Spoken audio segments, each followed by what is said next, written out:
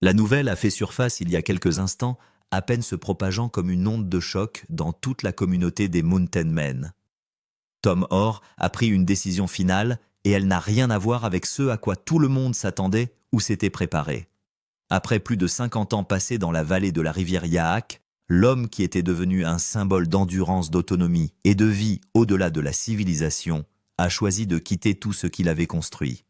Les raisons de ce choix sont bien plus douloureuses et dévastatrices que ce que les fans n'auraient jamais pu imaginer. L'annonce est arrivée sans crier gare.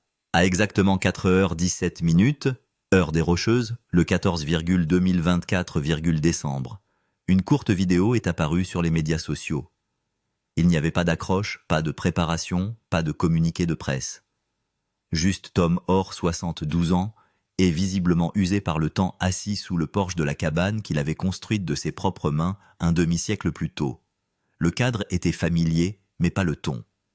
Il s'est adressé à la caméra calmement, avec une lourdeur dans la voix qui suggérait que cette décision lui avait coûté tout ce qu'il lui restait à donner. Ces mots étaient simples, directs et dévastateurs pour les millions de personnes qui avaient suivi sa vie pendant les 15 saisons de Mountain Men.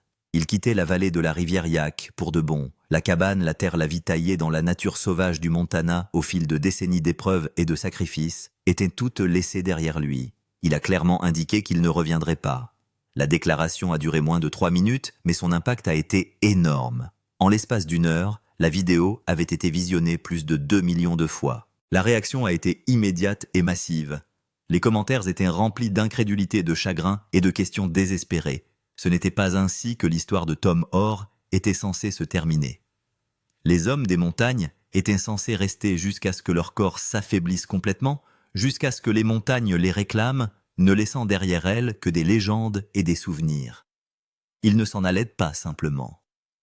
Pourtant voilà que Tom, l'homme qui avait inspiré d'innombrables personnes à rejeter les commodités modernes et à embrasser des vies plus difficiles et plus significatives, annonçait au monde qu'il en avait fini avec la vie.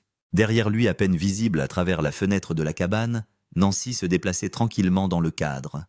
Ceux qui avaient suivi l'émission de près, qui comprenaient le langage tacite d'un couple marié depuis des décennies, ont remarqué quelque chose de profondément troublant dans sa posture. Elle n'avait pas l'air simplement triste, elle avait l'air effrayée.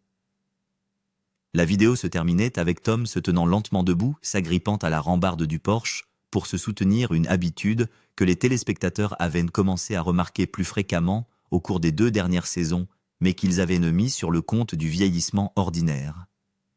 Avant que la vidéo ne soit coupée, il a regardé droit dans la caméra une dernière fois. Son expression montrait douloureusement qu'il ne s'agissait pas simplement d'un adieu à un lieu. C'était un adieu à une identité, au but d'une vie, à tout ce qu'il avait défini depuis qu'il s'était éloigné de la civilisation dans les années 1970. Presque immédiatement après que la vidéo est devenue virale, la société de production Mountain Men a été inondée de messages. Les lignes du service clientèle de la chaîne History Channel ont été débordées. Les membres de l'équipe ont été tagués dans des milliers de messages demandant des réponses, des explications tout contexte, susceptibles de donner un sens à ce qui venait de se passer. Une question résonnait plus fort que toutes les autres. Qu'est-ce qui pouvait bien être si dévastateur qu'il pousserait Tom Orr à quitter la vie qu'il avait passé 50 ans à construire dans la vallée de la rivière Yaak? Lorsque la vérité a finalement commencé à faire surface au cours des jours suivants, elle s'est avérée bien plus déchirante que quiconque ne l'avait anticipé. Depuis près de 18 mois, une lutte silencieuse se déroulait loin des caméras. La santé de Tom, qu'il avait toujours considéré comme un obstacle de plus à surmonter, à force de volonté, se détériorait d'une manière qui devenait impossible à gérer dans un isolement aussi extrême. L'effritement a commencé à l'automne et au début du printemps de 2023, Tom réparait le toit de son atelier, une tâche qu'il avait accomplie d'innombrables fois au fil des décennies. Cette fois, les bardeaux couverts de mousse l'ont trahi. Il a glissé et est tombé de 12 pieds, atterrissant durement sur le côté gauche. Nancy le trouva 20 minutes plus tard. Il était conscient mais incapable de se tenir debout, le visage vidé de ses couleurs par la douleur. Le trajet jusqu'à l'hôpital le plus proche dura plus de 2 heures sur des routes de montagne accidentées. Les radiographies révélèrent 3 côtes fêlées, une clavicule fracturée et d'importantes lésions des tissus mous. Les médecins lui conseillèrent vivement de rester en observation, soulignant son âge et le risque élevé de complications. Tom se fit enregistrer le lendemain et retourna au yak convaincu que le repos et le temps feraient ce qu'ils avaient toujours fait. Cette fois-ci, ce n'est pas le cas. Les côtes ont mal guéri, laissant derrière elles une douleur constante qui ne s'est jamais estompée. La clavicule, qui aurait dû guérir en quelques semaines, a continué à poser des problèmes des mois plus tard. Les problèmes d'équilibre qui avaient contribué à la chute étaient encore plus troublants. Au lieu de s'améliorer, ils se sont aggravés. Son sens de l'équilibre, quelque chose d'absolument essentiel pour la survie en milieu sauvage, n'était plus fiable. La cause n'a jamais été entièrement déterminée. Il aurait pu s'agir d'une lésion de l'oreille interne, due à la chute d'une dégénérescence liée à l'âge ou d'une combinaison des deux. Ce qui importait, c'était le résultat. Tom Orr, qui avait navigué dans des montagnes, des forêts et des conditions extrêmes pendant 5 décennies, ne pouvait plus faire entièrement confiance à son propre corps. Au cours de l'hiver 2023, la situation atteint un point de rupture. Tom glisse à nouveau cette fois sur de la glace près de la cabane. La chute entraîne une entorse de la cheville et un autre long voyage à l'hôpital. Ce médecin est beaucoup plus direct que le précédent. Il explique que les problèmes d'équilibre de Tom, combinés à son âge et aux exigences physiques incessantes de la vie en milieu sauvage, créent un niveau de risque qui ne peut plus être ignoré. Une chute grave en particulier, un traumatisme crânien, peut être fatal simplement parce que l'aide médicale d'urgence est à des heures de route. La recommandation est claire. Tom doit envisager de déménager dans un endroit où l'accès aux soins médicaux est plus facile, où les exigences physiques sont moindres et où Nancy ne sera pas seule responsable de l'intervention d'urgence. Tom quitta ce rendez-vous dans un silence furieux, refusant d'en parler, insistant sur le fait qu'il avait vécu avec des blessures toute sa vie et que ce n'était pas différent. Mais Nancy vit ce qu'il ne voulait pas admettre. Elle se souvint de la peur dans ses yeux après la chute sur la glace, le moment où il réalisa que si elle n'avait pas été là, si elle avait été à l'intérieur de la cabane ou partie faire des courses, il aurait pu mourir de froid en attendant des secours qui n'arriveraient jamais à temps. Le printemps de 2024 n'apporte aucun soulagement. Au contraire, de nouveaux problèmes apparaissent. L'épaule droite de Tom, blessée des décennies plus tôt pendant ses années de rodéo, commence à se détériorer rapidement. Les lésions de la coiffe des rotateurs progressent, malgré des années de thérapie et de soins médicaux, limitant ses mouvements et causant une douleur constante. Les tâches, qui étaient autrefois une seconde nature, deviennent des épreuves épuisantes. Fendre du bois de chauffage le laisse exsangue. Porter de l'eau met à rude épreuve son épaule défaillante. Entretenir l'équipement, transporter des fournitures et faire fonctionner la ferme prend plus de temps, fait plus mal et nécessite des jours de convalescence. La réalité est devenue impossible à nier. La vie que Tom Orr s'était construite exigeait un corps qui ne pouvait plus donner ce qu'il avait fait auparavant. Cette prise de conscience a entraîné la décision la plus douloureuse de sa vie. Quitter la vallée de la rivière Yaak n'était pas un choix né de la faiblesse ou de la capitulation. C'était un acte de survie et peut-être un acte d'amour destiné à s'assurer qu'une mauvaise chute ne deviendrait pas une chute définitive. Au cours de l'été 2024, Tom est confronté à une réalité qu'il a passé toute sa vie d'adulte à éviter. Son corps, qu'il a porté pendant 5 décennies de travail physique parmi les plus exigeants, qui soit fini par lâcher. Les montagnes qui ont été sa maison, son but, son identité deviennent trop dangereuses pour qu'il puisse les habiter en toute sécurité. Le choix, qui se dessinait le choix impossible et déchirant, était entre reconnaître ses limites et faire un changement pendant qu'il le pouvait encore, ou refuser obstinément de s'adapter, jusqu'à ce que les circonstances ou une blessure prennent la décision pour lui de la pire façon possible. Nancy savait quel choix elle espérait qu'il ferait, mais elle savait aussi que demander à Tom Orr de quitter la vallée de Yaak revenait à lui demander de cesser d'être lui-même. Les montagnes n'étaient pas seulement l'endroit où il vivait, elles étaient ce qu'il était. L'éloigner d'eux le mettrait peut-être physiquement en sécurité, mais qu'en serait-il de son esprit, de son but, de la raison pour laquelle il se levait chaque matin ? C'était le calcul impossible auquel Nancy était confrontée, alors que l'été de 2024 faisait place à l'automne et que la santé de Tom continuait à décliner régulièrement. La vallée de Yaak, au revoir. Le mois d'octobre, dans la vallée de la rivière Yaak, a apporté le genre de beauté cristalline qui avait d'abord capturé le cœur de Tom dans les 1970. Les feuilles de tremble sont devenues dorées sur la toile de fond des arbres à feuilles persistantes. L'air était d'une clarté limpide à l'approche de l'hiver. La rivière coulait froide et claire, et au petit matin la brume s'élevait de l'eau comme dans un rêve. Tom se tenait sous son porche, admirant une vue qu'il avait vue des milliers de fois, mais qu'il voyait maintenant, avec la douloureuse conscience que chaque fois pourrait être l'une des dernières. Ses mains reposaient sur la balustrade, une balustrade qu'il avait coupée, façonnée, et installée lui-même il y a 48 ans, et son expression portait le poids d'une perte imminente. La décision avait été prise, même si le fait de la dire à haute voix, de la rendre officielle, de la rendre réelle, avait encore l'impression de lui arracher un morceau de son âme. Ils partiraient avant que les grosses neiges n'arrivent. Ils allaient vendre ce qu'ils pouvaient donner, ce qu'ils ne pouvaient pas, et fermer la porte sur ce chapitre de leur vie pendant qu'ils avaient encore la capacité physique de gérer la transition. La nouvelle s'était répandue dans la communauté clairsemée des habitants de la vallée de Yaak. Les voisins qui vivaient à des kilomètres de là, mais qui étaient toujours des voisins, selon les normes de la montagne, s'étaient arrêtés ostensiblement pour discuter des achats ou poser des questions, mais en réalité pour témoigner de la fin d'une époque. Le départ de Tom et Nancy Orr a été ressenti comme la perte d'un point de repère, d'une constante autour de laquelle les gens avaient organisé leur compréhension de la région. Rich Lewis avait fait le voyage depuis son propre homestead, apportant une bouteille de whisky, et le genre de compréhension qui vient du partage d'un mode de vie que peu de gens ont choisi et que peu encore peuvent maintenir. Ils se sont assis sous le porche pendant des heures, deux vieux hommes qui ont donné leur vie aux montagnes, parlant du coût et de la récompense de ce choix. Rich n'avait pas essayé de dissuader Tom de partir. Il comprenait le calcul auquel Tom était confronté, la reconnaissance du fait que l'orgueil pouvait vous tuer dans la nature, aussi sûrement qu'un ours ou un blizzard. Mais la douleur sur leurs deux visages témoignait d'une perte commune, la reconnaissance du fait que leur mode de vie, les derniers vestiges d'une véritable existence de pionniers dans l'Ouest américain, s'effaçaient avec chaque année qui passait, et chaque départ de praticiens qui ne pouvaient pas ou ne voulaient pas être remplacés. L'équipe de production de Mountain Men était venue pour un dernier tournage afin de documenter la fin de l'histoire de Tom dans l'émission qui l'avait rendu célèbre.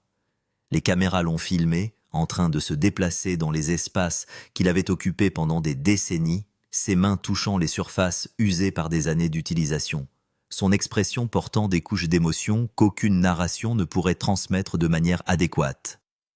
Pendant une pause dans le tournage, Nancy avait trouvé Tom debout dans l'atelier fixant l'établi sur lequel il avait tant créé au fil des ans. Ses épaules tremblaient, et elle réalisa avec stupeur qu'il pleurait, ce qu'elle n'avait jamais vu depuis toutes ces années passées ensemble.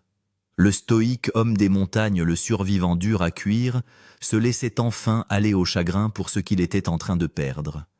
Elle était allée vers lui, l'entourant de ses bras par derrière, et il s'était retourné dans son étreinte comme un homme cherchant une bouée de sauvetage. Ils étaient restés là dans l'atelier, entourés des outils et des matériaux de son métier, et avaient enfin reconnu ensemble ce qu'ils avaient éludé pendant des mois.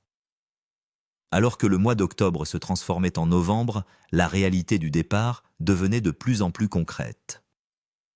Les camions de déménagement avaient été organisés, une maison de location dans une petite ville près de Kalispell avait été trouvée, une civilisation selon les critères de Tom, avec des voisins suffisamment proches pour entendre et des services d'urgence à quelques minutes au lieu de plusieurs heures. Le genre d'endroit qui le mettrait physiquement en sécurité, mais qui pourrait lentement tuer son esprit.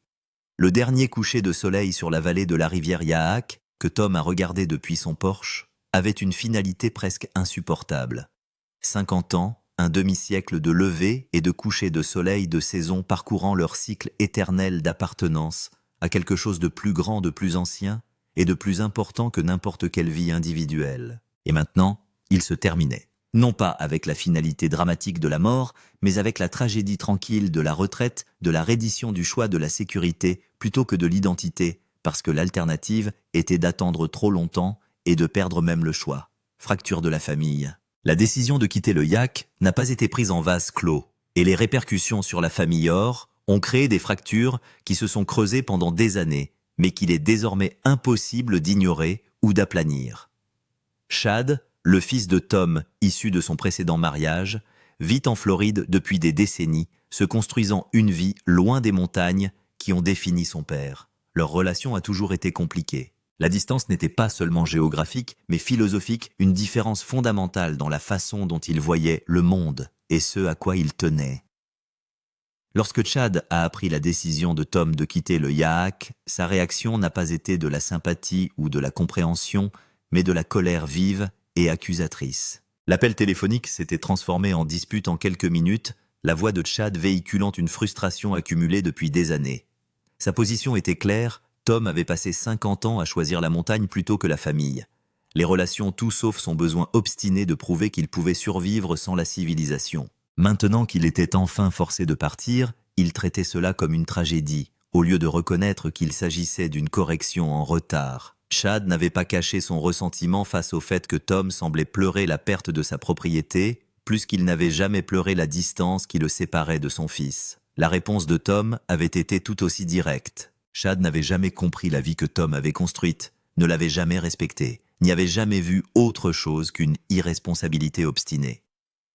Le fait que Chad soit à l'aise dans la vie de banlieue en Floride ne la rendait pas supérieure à la vie en pleine nature, elle la rendait simplement différente. Et Tom n'allait pas s'excuser d'avoir choisi une vie pleine de sens et d'objectifs plutôt qu'un confort conventionnel. Jack, le frère de Tom, avait tenté une médiation depuis sa propre maison dans le Tennessee. Jack était le seul membre de la famille qui comprenait vraiment l'importance de ce que Tom abandonnait. Ayant passé du temps dans le Yaak au fil des ans et ayant été le témoin direct de la vie que son frère avait construite, les conversations de Jack avec Tom avaient un poids différent de la colère de Chad. La voix de Jack était empreinte de tristesse lorsqu'il parlait, reconnaissant que le départ de Tom des montagnes ne représentait pas seulement une perte personnelle, mais la fin d'un héritage familial. Les frères Orr avaient grandi à une époque différente, avaient acquis des compétences et développé une robustesse de plus en plus rare dans l'Amérique moderne. La vie de Tom dans le Yaak avait été la continuation de cet héritage et s'en éloigner revenait à rompre un lien avec tout ce qu'ils avaient vécu. Mais Jack comprenait aussi la position de Nancy d'une manière que Chad n'avait pas ou ne pouvait pas comprendre. Il avait vu le tribut que le mode de vie avait prélevé sur Tom et Nancy au fil des décennies.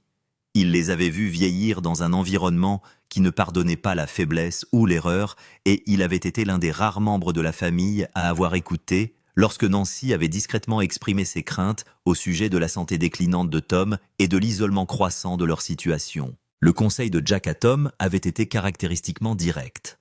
La famille était compliquée, mais Nancy était celle qui comptait le plus maintenant. Quels que soient les sentiments ou les attentes de Chad, quels que soient les sentiments de Jack lui-même à propos de la fin du chapitre sur les Yaaks, la personne à laquelle Tom devait donner la priorité était la femme qui s'était tenue à ses côtés pendant 50 ans d'épreuves et d'isolement. Si Nancy devait quitter les montagnes pour sa sécurité et sa tranquillité d'esprit, c'est ce qu'il fallait faire. Le fossé générationnel entre Tom et Chad représentait quelque chose de plus grand qu'un simple conflit familial.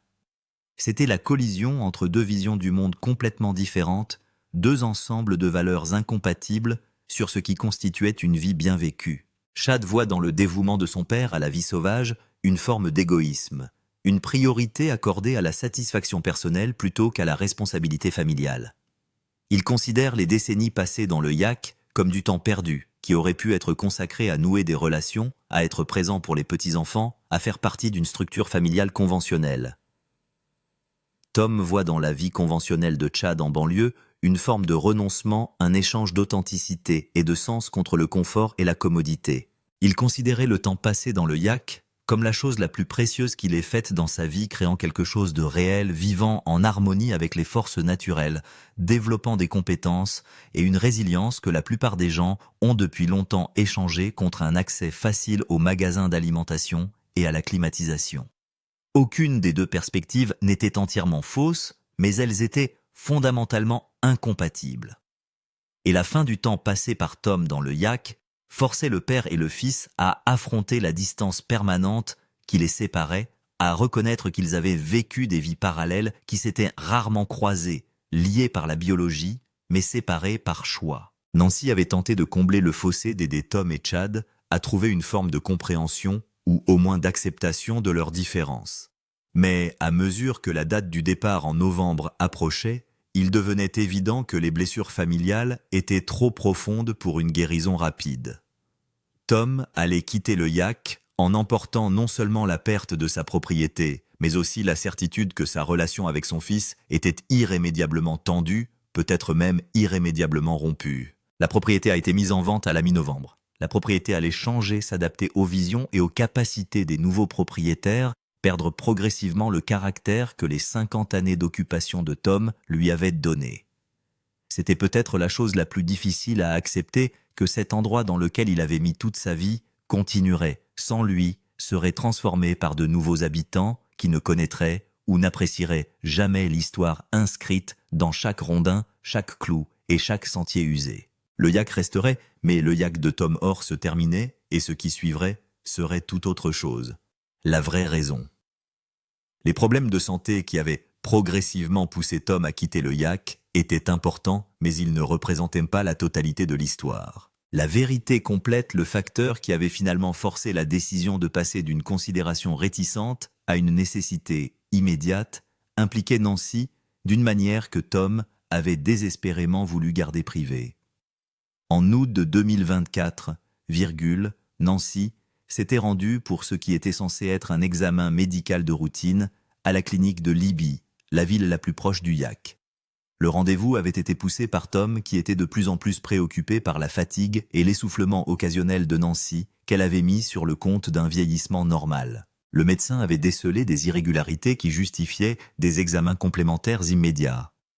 En l'espace d'une semaine, Nancy a subi des examens cardiaques dans un hôpital de Kalispell qui ont révélé qu'elle souffrait d'une maladie coronarienne à un stade avancé. Son cœur, qui l'avait soutenu pendant 5 décennies de vie physiquement éprouvante en pleine nature, présentait des défaillances qui nécessitaient une intervention immédiate et une surveillance médicale continue. Le cardiologue avait été direct quant au pronostic de Nancy.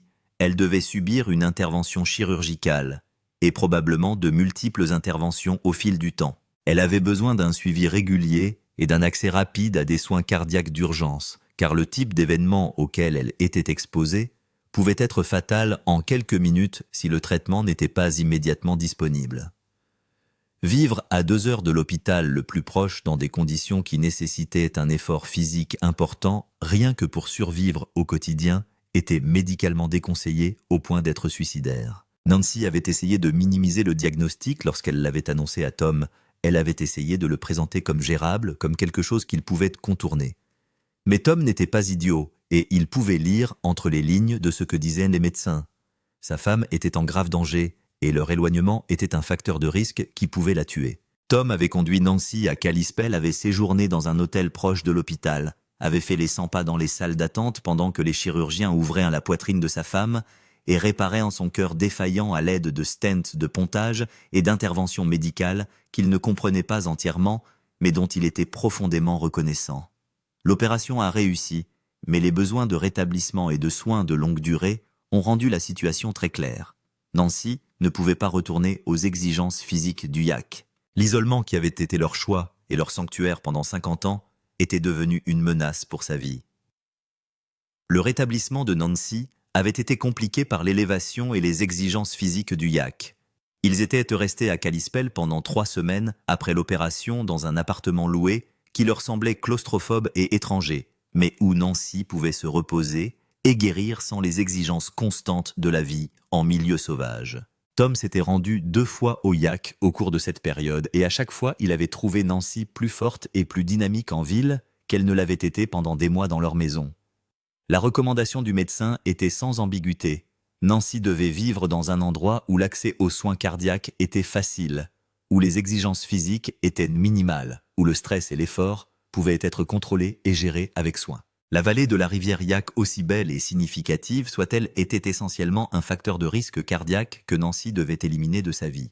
Tom avait pris la décision lors d'un de ses voyages en solitaire sur la propriété en octobre.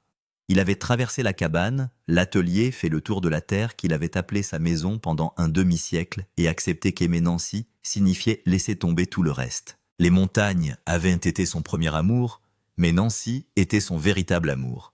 Et quand il fallait choisir, il n'y avait pas de contestation possible. Il le lui avait dit à son retour à Kalispell, et elle avait pleuré non pas de soulagement, mais de culpabilité. Nancy savait ce que le yak représentait pour Tom. Elle savait que lui demander de partir revenait à lui demander d'arrêter d'être lui-même. Le fait qu'il la choisisse au lieu de la vie qu'il avait construite la rendait responsable de la destruction de tout ce à quoi il tenait. La réponse de Tom avait été caractéristiquement directe. Le yak, c'était de la terre des rondins et des souvenirs. Nancy était sa femme, sa partenaire, la raison pour laquelle tout cela avait compté. Il pouvait quitter des terres, abandonner des bâtiments, recommencer une vie, mais il n'avait qu'une Nancy, et il ne la perdrait pas parce qu'il était trop têtu pour s'adapter.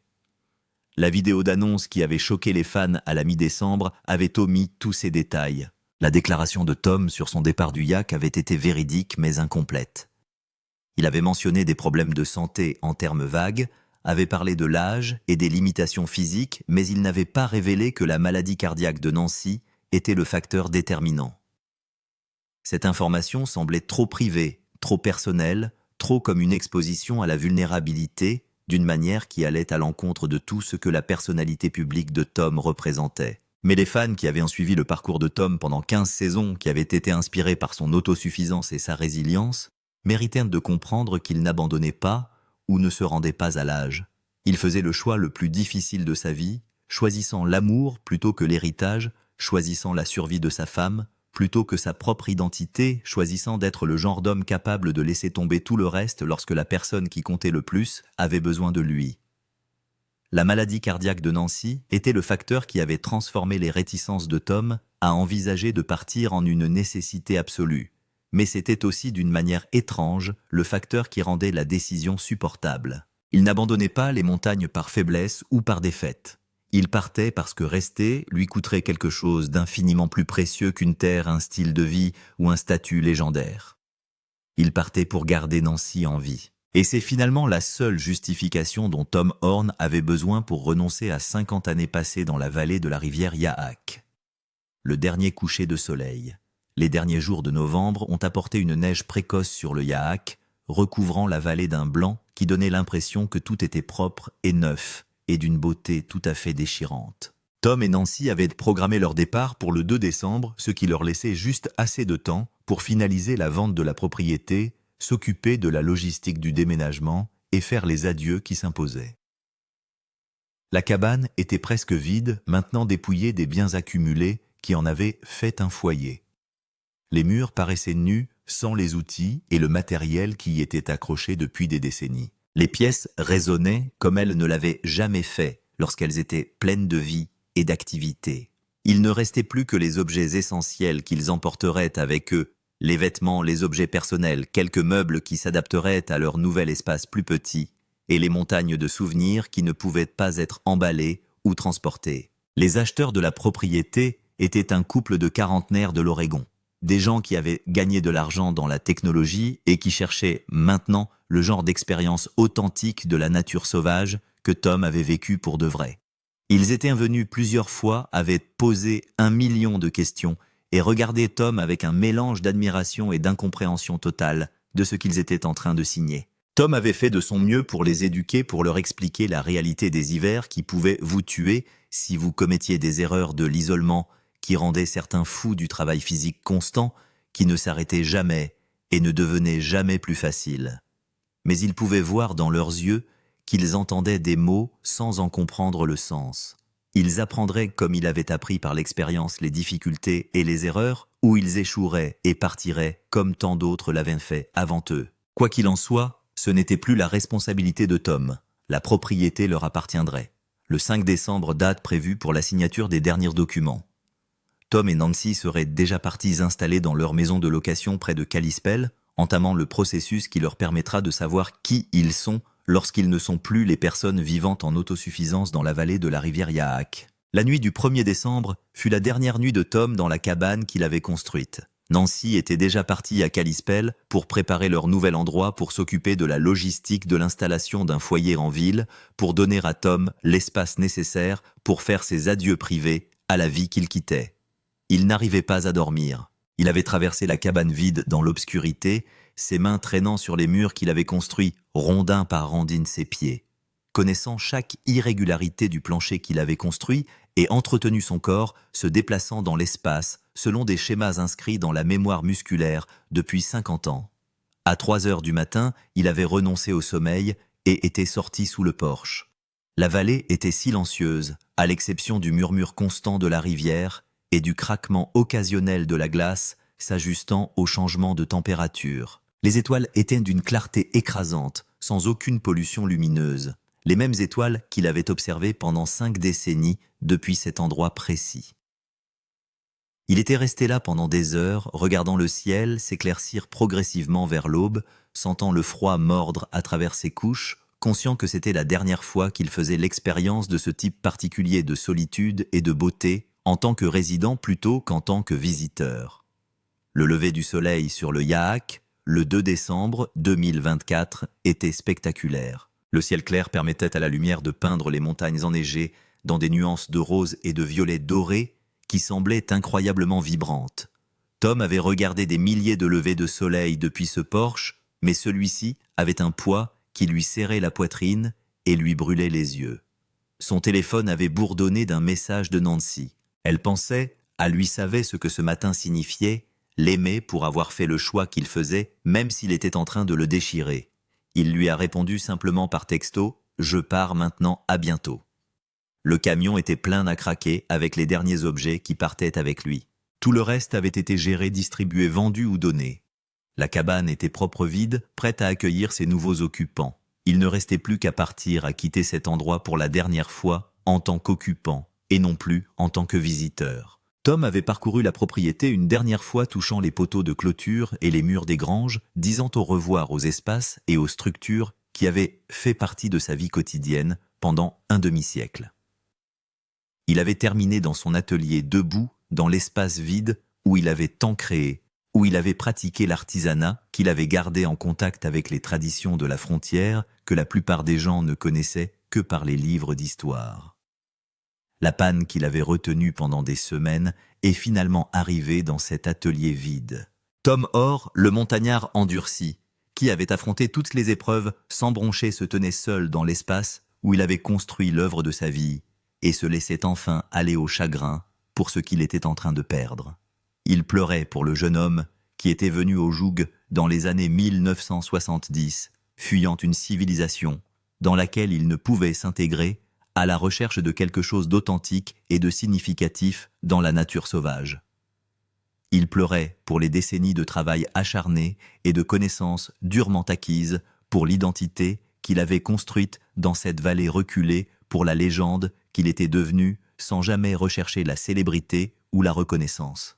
Il pleurait pour l'avenir qu'il avait imaginé où il mourrait ici et serait enterré sur cette terre où son histoire se terminerait comme les histoires des hommes de la montagne se sont toujours terminées dans la nature sauvage qu'ils avaient choisie selon leurs propres termes avec une dignité et un but intact. Et il pleurait parce qu'aimer Nancy signifiait accepter une fin différente, une fin où il s'éloignait pendant qu'il le pouvait encore, où il choisissait sa vie plutôt que son héritage, où il devenait juste un autre vieil homme vivant près d'un hôpital au lieu d'être le dernier d'une race mourante résistant dans les montagnes. Les pleurs ont duré peut-être 10 minutes explosifs, cathartiques, purgatifs. À la fin, Tom s'est essuyé, le visage a redressé les épaules et est retourné à son camion. Le temps du chagrin était terminé. La décision était prise. La seule chose qui lui restait à faire était d'aller jusqu'au bout avec le genre de détermination qui avait défini toute sa vie. Il s'éloigna de la cabane à 9,30, se forçant à ne pas regarder dans le rétroviseur, sachant que s'il regardait la propriété disparaître derrière lui, il risquait de ne pas pouvoir continuer. La route pour sortir du yacht était accidentée et familière. Chaque virage et chaque nid de poule avaient été mémorisés au cours d'innombrables voyages, au fil des décennies. À la limite de la propriété, à la limite du terrain qui avait été le sien, Tom arrêta le camion. Il resta assis un long moment, le moteur tournant au ralenti, fixant la route qui menait à la ville à Nancy, à un avenir totalement inconnu et quelque peu terrifiant. Son téléphone a sonné, un autre texto de Nancy, juste 3 mots « Je t'aime ». Tom a enclenché la vitesse et a foncé, laissant la vallée de la rivière Yaak derrière lui, emportant avec lui 50 ans de souvenirs et la certitude qu'il avait fait le seul choix que sa conscience lui permettait. Il allait garder Nancy en vie, garder leur mariage intact, continuer à être le genre d'homme qui pouvait donner la priorité à ce qui comptait vraiment, plutôt qu'à ce qui le définissait simplement. Il avait 72 ans, il roulait vers un avenir incertain, laissant derrière lui tout ce qui avait fait de lui ce qu'il était. Et d'une certaine manière, Aussi déchirant que cela puisse être, c'était exactement ce qui devait arriver. La route s'étendait devant lui, s'éloignant de la nature sauvage et menant vers ce qui allait suivre. Tom avança portant son chagrin et sa détermination à parts égales se dirigeant vers Nancy et la vie qu'ils construiraient ensemble dans le temps qui leur restait. Derrière lui, la vallée de la rivière Yak poursuivait ses schémas anciens, indifférente aux drames humains éternels, d'une manière que les vies individuelles ne pourraient jamais être. La cabane aurait de nouveaux occupants, la terre supporterait de nouvelles histoires, mais elle ne serait plus jamais la maison de Tom et Nancy Orr, le couple qui avait passé 50 ans à prouver que la vie dans la nature n'était pas seulement un fantasme romantique, mais une existence réelle, dure et pleine de sens. Et ce chapitre, aussi douloureuse qu'ait été sa fin, méritait de se clore dans la dignité, plutôt que dans le désastre, dans le choix plutôt que dans la catastrophe, dans l'amour qui l'emporte sur tout le reste, même sur la légende.